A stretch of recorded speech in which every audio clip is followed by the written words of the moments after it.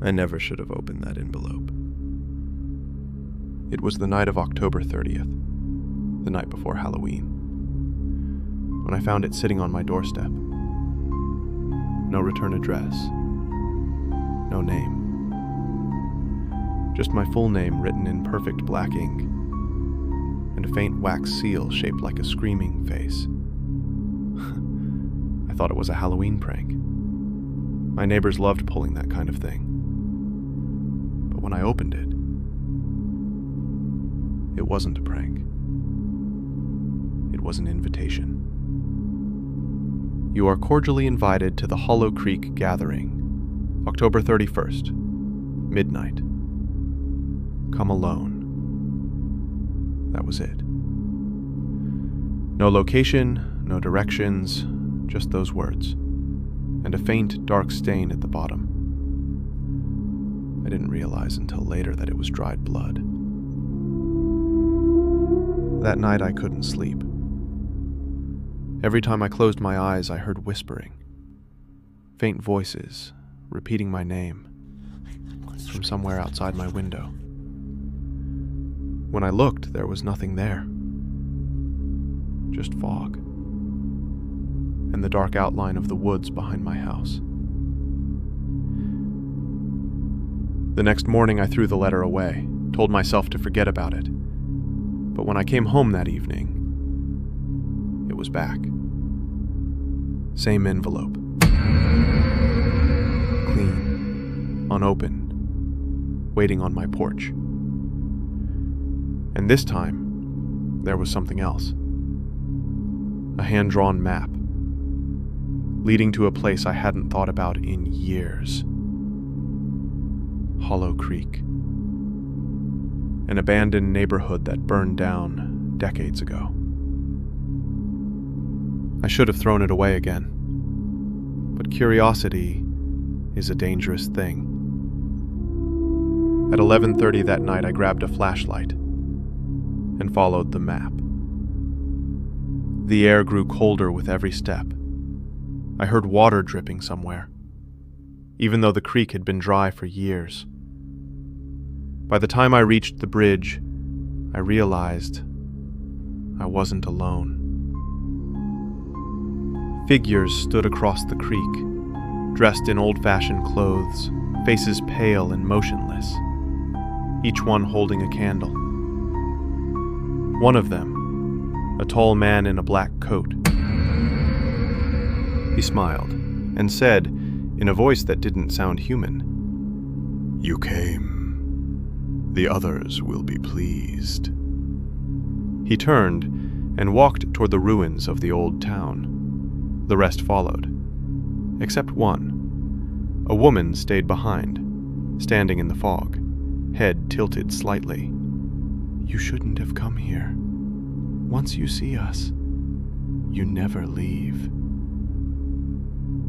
And that's when I saw it. Her reflection in the water beneath the bridge. She wasn't human. Her eyes were black holes. Her mouth stretched open wider than her face. I dropped my flashlight. It hit the ground, and I saw dozens of hands reaching out from the shadows. Pale, cold, wet. Then, everything went dark.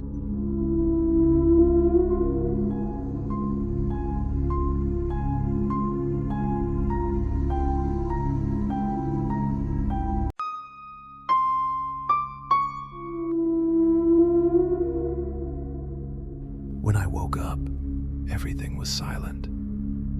Too silent. I was lying on damp ground, surrounded by fog so thick I could barely see my own hands. My flashlight was gone. My phone, too. The only sound was the faint dripping of water, steady, rhythmic, like a heartbeat echoing through the mist. I thought I was still by the creek, until I saw what I was lying on. It wasn't dirt. It was faces. Dozens of pale faces pressed into the soil, their skin stretched thin like wax, mouths half open, whispering words I couldn't understand. Every time I moved, they breathed, "Stay, stay, stay." Their lips didn't move, but the sound was everywhere. Under my feet, behind me, inside my head. I backed away fast and stumbled into something hard, an old sign, rotted and broken. The words were barely visible under the grime, but I could still read them. "Welcome to Hollow Creek." The air changed. It got heavier, like the fog itself was pressing against me. Then I saw them, the figures from the bridge, still holding candles, still whispering. But now their faces were gone. Smooth, pale skin where eyes and mouths should be. They stood in a circle, perfectly still. Then, as one, they turned their heads toward me. No eyes, no features, just that blank, awful stillness. One of them stepped forward. It was the woman from before, the one who'd warned me. But she looked different now. Her face was gone too. "You shouldn't have stayed," she said. "Now, you wear what we wear." I ran. Through the fog, through the trees, until I saw a faint light ahead. A house. An old, burned-down house, its windows shattered, its door barely hanging from the hinges. When I pushed it open, the smell hit me. Rot, smoke, and something else. Something metallic. Inside, everything was covered in ash. Furniture melted into the floor, walls black with fire marks, and right in the center of the room, a mirror. It was tall, cracked down the middle, covered in dust and fingerprints, but the reflection inside wasn't mine. It was the woman, the one without a face. She raised a hand, and my reflection copied her, not me. Then her hand reached out from the glass. I froze. I could feel her fingers brushing my skin, cold, wet, and heavy. Then the whispering started again, louder this time, until I couldn't tell if it was coming from the mirror or from inside my head. "See us. Be us. Stay." The mirror shattered, glass flying in every direction, but instead of shards hitting the ground, something came out. A shape. A face. No, many faces, crawling over each other like insects, merging into one shifting body. I turned and ran for the door, but when I opened it, I was back at the creek again. The fog, the bridge, the same candlelight. And standing across the water was me, holding a candle, smiling. I don't think I ever left Hollow Creek. I think Hollow Creek left with me.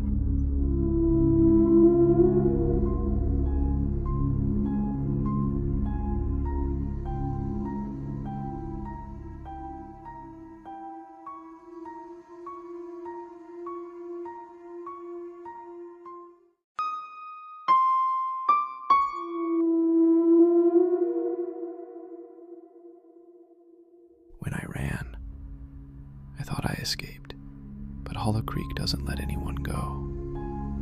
I don't remember walking home, I just appeared there. Same clothes, same shoes, still damp from the fog. Except, everything inside my house felt wrong. The air was heavy, the walls darker than they should be. Even the clock above the fireplace ticked backward. I didn't understand it then, but I wasn't home. I was still inside Hollow Creek. At first, I tried to convince myself it was all a dream. I turned on the lights, opened the curtains, tried calling someone, but my phone showed no signal, no time, no date. Just a single word glowing on the screen. Reflection. That's when I saw it. The mirror. It was standing in my living room, tall and cracked. The same one from the burned house. I never brought it there. As I stared, my reflection began to move, slowly, even though I hadn't. It tilted its head, smiling in that same hollow way the faceless woman did. Then it raised a hand and pointed behind me. I turned fast. Nothing. Just my kitchen, empty and quiet. But when I turned back, my reflection was gone. The mirror was empty. No me, no room. Just darkness. Then, faintly, I saw something forming in the glass. A hallway. Old, decaying walls, flickering candles, whispers echoing inside. I don't know why I did it, but I reached out. My hand passed through the glass, and before I could pull back, the mirror pulled me in. I fell forward, crashing onto cold, wet floorboards. When I stood up, I realized I was inside a different house, one that shouldn't exist. Endless hallways, each lined with mirrors, every one of them showing me, but different. Some smiling, some crying, some whispering. When I looked closer, I noticed something else. Each reflection had a crack where its heart would be, and something black was leaking through. Then I heard footsteps. Someone walking down the hall behind me. Slow, uneven, dragging something metal along the floor. I turned and saw myself, but not me. This version's skin was gray, its eyes sunken, mouth stretched too wide to be human. It was holding a shard of glass like a knife. "You took my place," it whispered. "Now I'll take yours." I ran, but every door I opened led to the same place. More mirrors, more versions of me watching, whispering, waiting. One mirror showed me standing in a burning room. Another showed me hanging by the neck. Another standing beside the woman with no face. They weren't reflections, they were real. Other versions of me, trapped, screaming silently behind the glass. I dropped to my knees, covered my ears, but the voices only grew louder. They were all saying the same thing, chanting in sync. "You are the reflection now." Then every mirror cracked at once. The sound was deafening, like thunder inside my skull. When I looked up, I was back in my living room again. The mirror was gone. Everything was quiet. But when I caught a glimpse of myself in the TV screen, I froze. Because my reflection blinked after I did.